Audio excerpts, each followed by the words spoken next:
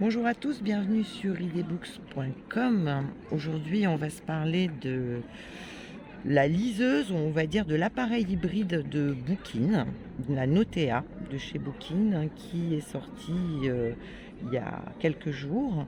Et en fait, c'est un appareil hybride. Pourquoi?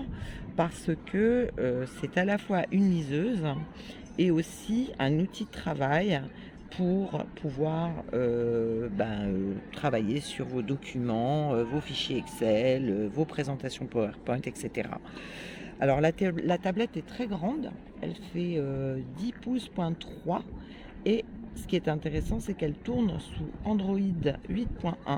Donc ça veut dire qu'on peut naviguer, aller sur Internet, etc., etc. Je fais juste le tour du propriétaire rapidement pour vous montrer à quoi elle ressemble et puis on retournera à la rédaction pour faire un test plus poussé et vous montrer toutes les multiples possibilités qu'offre Notea.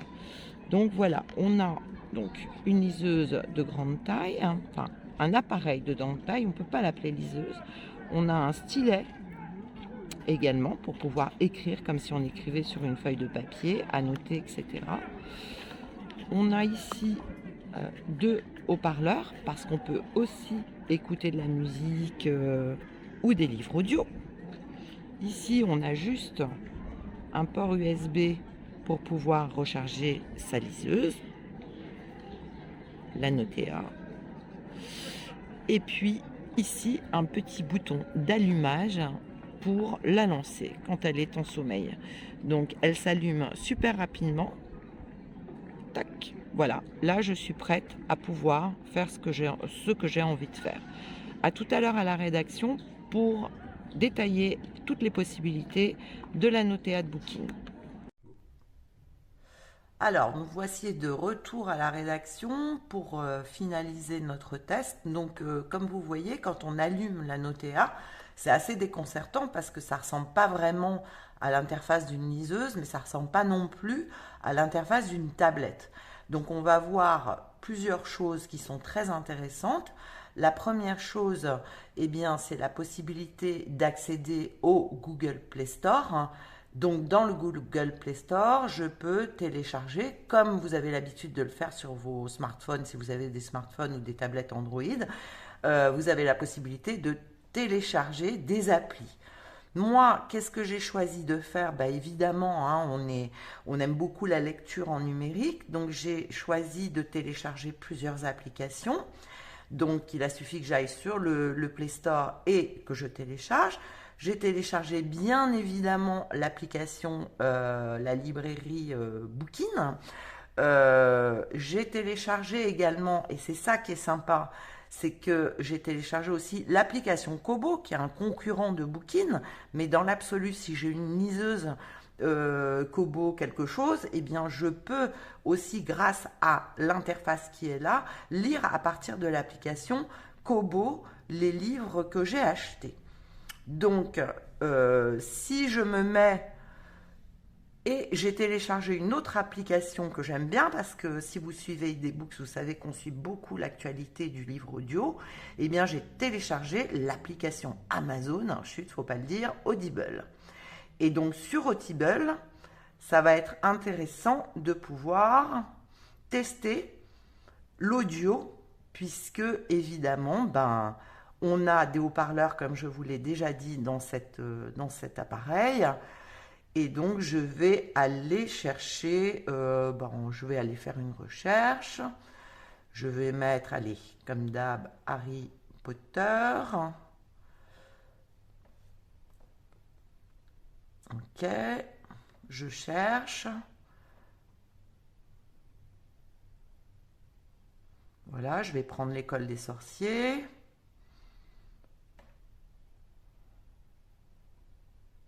Voilà, et là, je peux lire un extrait.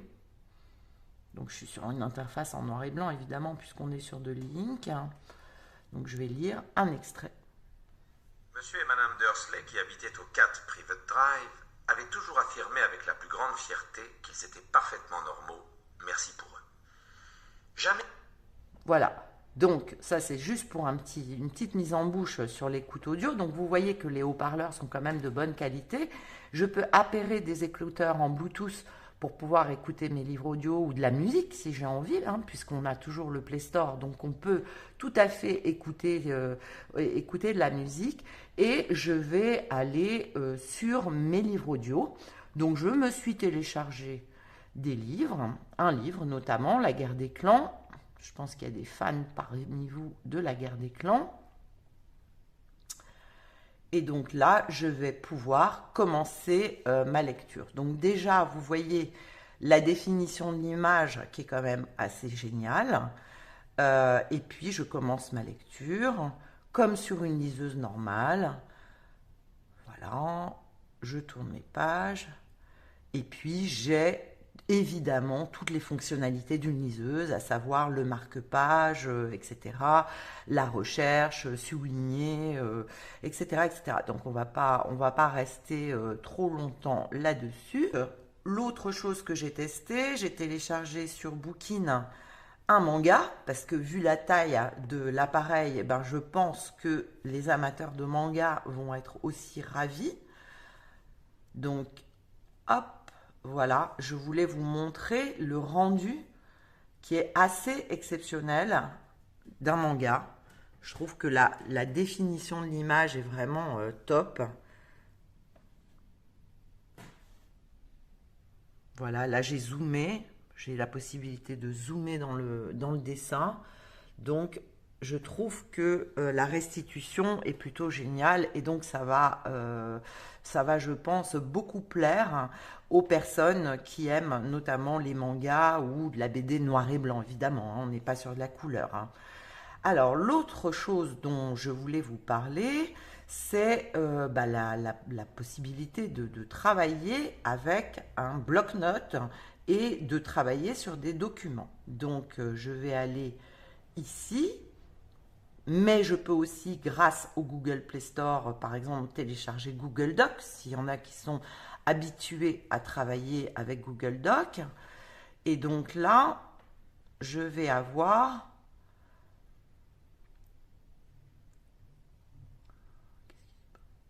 Voilà. Donc j'ai téléchargé un document Word de mon ordinateur. Ça, c'est l'article, c'est le premier article que j'ai fait pour le lancement de la Notea. Et donc, je travaille d'abord sur du Word. Là, j'ai copié-collé mon article pour que vous puissiez voir à quoi ça ressemble.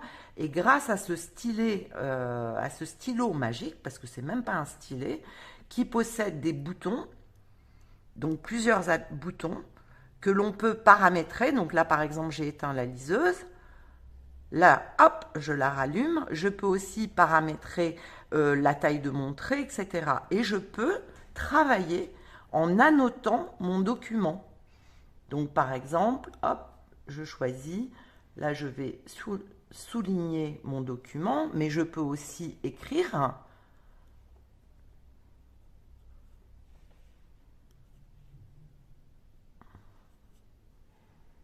Voilà. On est sur Word, ça rame un petit peu, mais par exemple, quand je vais dans mon bloc-notes, donc là par exemple, vous voyez, j'ai fait pas mal de petites choses. Je vais aller sur un document sur lequel j'ai déjà travaillé. Je suis en mine un peu fusain. Eh bien, je vais dire, voilà, bonjour, vous voyez, ça répond très très bien. Je peux donc évidemment faire dérouler l'intégralité de mon article. Et ça, c'est sur un document Word, mais je peux aussi le faire sur un document en PDF. Donc, par exemple, si vous avez besoin d'un outil de travail sur lequel vous avez besoin de relire beaucoup de documents, etc., c'est absolument génial, notamment pour les auteurs qui relisent leurs manuscrits, qui ont besoin de rajouter des notes, etc. C'est des choses qui sont extrêmement fluides, extrêmement intuitives. Et ensuite, une fois que j'ai fait mon travail, soit je l'exporte sur mon ordinateur, soit je peux l'envoyer aussi par email à la personne à qui je veux adresser mon document corrigé pour, par exemple, remanier le texte en fonction des corrections que j'ai pu faire, etc. Par rapport au mode travail, là je vous ai montré ce qu'on pouvait faire avec un document Word ou PDF, mais on a aussi la possibilité d'importer des fichiers Excel ou des fichiers PowerPoint et de retravailler dessus. Donc c'est vraiment quelque chose qui est super pratique pour le travail. On va vous montrer aussi la possibilité de dessin que l'on peut faire avec ce stylo. Et là encore, ceux qui aiment bien faire des petits dessins, des choses comme ça, ou des esquisses, vous allez voir le résultat dans quelques instants. Alors j'ai passé la main, le stylet plutôt à Frédéric de la rédaction qui dessine beaucoup mieux que moi pour vous montrer un peu les possibilités de traçage avec le stylet qui est sur la Notea. Voilà. Donc il nous fait un très joli dessin. Ce qui est sympa, c'est qu'on a plusieurs pointes. Donc on peut faire du trait gras, du crayon, du feutre, du stylo classique. On peut même intégrer une zone de texte à l'intérieur. Je ne sais pas si vous voyez bien à l'écran, mais on a par exemple écrit idbooks.com. Donc le tout est assez réactif. Donc on est vraiment sur un outil très abouti. Ce que je voulais vous montrer aussi, je vais poser mon stylo. Il est super agréable d'ailleurs ce stylo. Bien c'est évidemment la possibilité, l'éclairage en fait de ma liseuse. Donc là encore, j'ai un mode nuit, j'ai un mode jour et en fonction de mon besoin, je peux tout à fait éclairer ou pas ma liseuse. Donc, hop, voilà, je peux faire des choses. L'autre chose que j'ai aussi testé, vu que j'ai vu que la Notea le proposait, bien c'était les photos. Donc, je vais dans mon dossier photos. Là, je vais choisir d'ouvrir avec Notea Photo.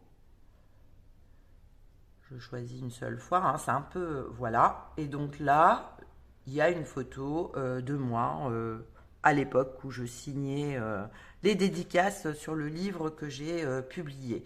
Donc vous voyez le rendu, alors c'est une photo qui normalement est en couleur, là elle est en noir et blanc, mais franchement le rendu est plutôt super beau.